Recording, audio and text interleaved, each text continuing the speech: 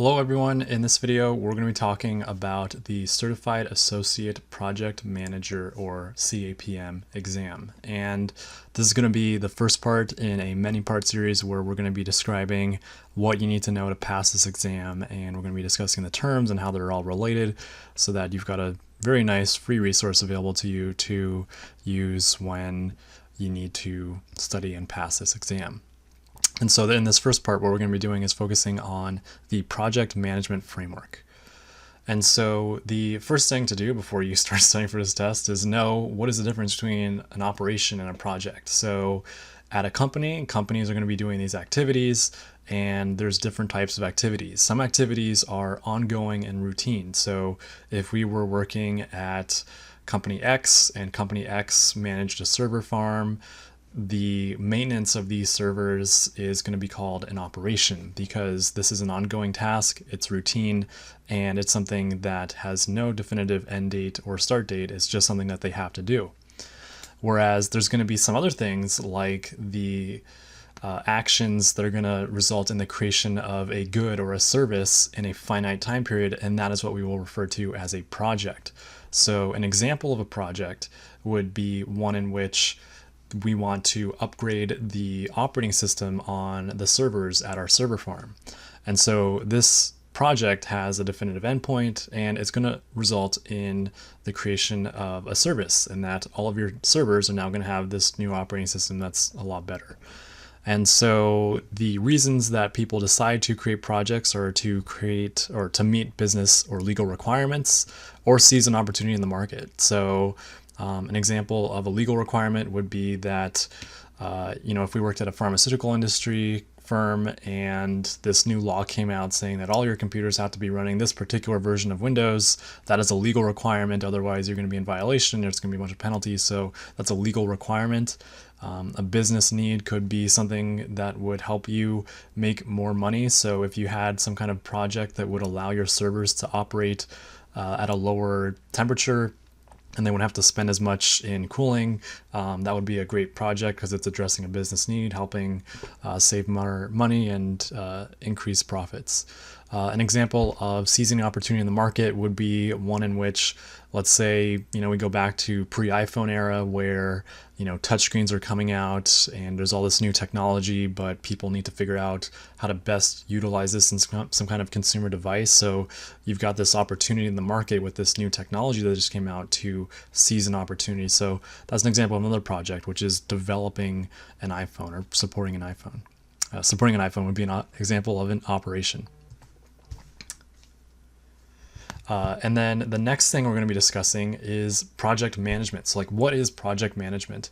And Project Management Institute, PMI, is the governing body that is basically going to be the group of people who define all these nouns and tell you what they mean and tell you what the industry standards are.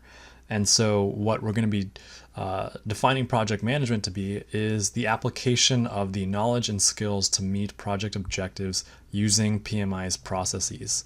And so a process, according to PMI, belongs to a knowledge area and a process group. And that's a very important thing to remember, is that each process belongs to one and only one knowledge area and one and only one process group. So it's got two kind of groups that it's belonging to, and they make these tables where you get this chart, and you have each process listed under a knowledge area and a process group for a row and a column. And so there's 10 PMI knowledge areas that we have to know about: integration, scope, schedule, cost, quality, resource, communication, risk, procurement, and stakeholder management. And then there's 5 PMI process groups, which are initiate, plan, execute, monitor, control, and close. And so these process groups do correspond to the life cycle phase of a particular project. And so another very important thing when you're a project manager is understanding what is influencing your project. So these next few slides are going to be talking about that. And so stakeholders are probably going to be at the top of this list. And stakeholders are defined to be a person or a group that will positively or negatively influence your project. So it's a very ambiguous term, very broad term. You are considered a positive stakeholder if you're someone who wants your project to succeed.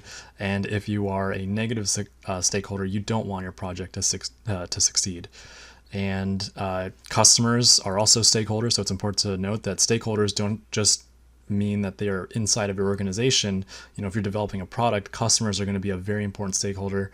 An example of this is that at Amazon's headquarters, they always had this empty chair in all their conference rooms to remind people that customers are super important, the most important stakeholder in all of their projects. So very important to recognize that fact. And then also, as a good project manager, you can never ignore negative stakeholders. So even though someone doesn't necessarily agree with your project or think it's the best idea, you need to be able to be a professional and listen to them and make sure that you are addressing their concerns.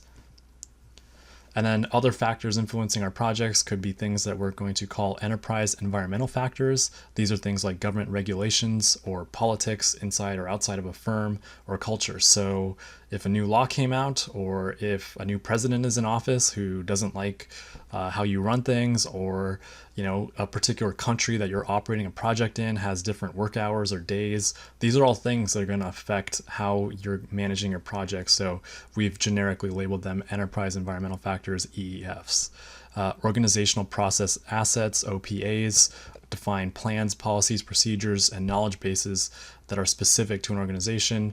And then a few examples of these would be lessons learned. These are things that once you've done a project, or a company has done projects in the past, people on that team will gather and report back on what they found helpful. So an important thing to note here is, it's an asset because it's a good thing to know prior to starting a new project, because let's say we last year did a similar upgrade of all of our servers, and your lessons learned documents have told you what your project team members learned when they realized that you needed this particular size of screwdriver and you needed these types of USB drives. Like, all these insider knowledge things that are very helpful as a project manager to know a priori are examples of lessons learned.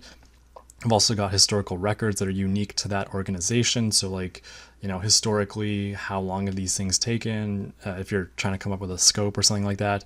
And then templates are another example. And then even more factors influencing a project would be the organizational structure that you're working with. And so when you're at a company, there's going to be, according to PMI, kind of four main types that you're going to be working with as a project manager. Functional is one in which a project manager, a PM, is part-time and they have very little or no authority. And there's also projectized types of organizations where PMs are these full-time employees and they have lots of authority. They control the budgets. They're the last say when people have disagreements or conflicts of interests. And then we've also got matrix types of organizations where PMs have variable amounts of authority, and usually they're sharing responsibility or authority with some kind of functional manager. So in weak matrix organizations, that means that the project manager has less authority than they would in a strong matrix organization. And then finally, there are things called composite organizations where you've just got a blend of these structures. So maybe in one department, it's a functional structure, and then in another department, you've got a projectized structure. So those would be overall a composite org structure.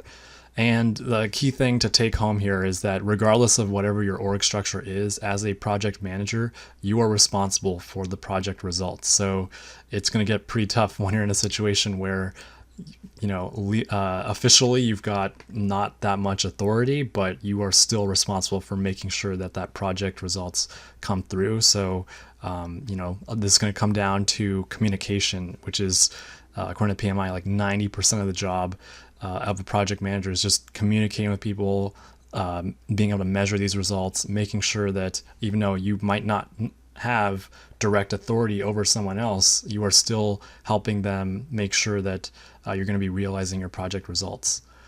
And then finally, we're going to be talking about organizing projects. And organizing projects, we group related projects into programs, and projects and programs can be grouped into larger portfolios. So a portfolio can be consisting of single projects or bigger programs.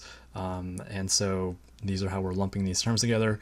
And then also it's important to note that the E staff or upper management is going to be determining how to allocate resources across portfolios and programs. So as a project manager, your job really stops at just managing a particular project. You're not going to be the one calling for more, money to go into your particular project. That is something that goes to the higher ups in an organization. So that is going to wrap things up for this part 1 video.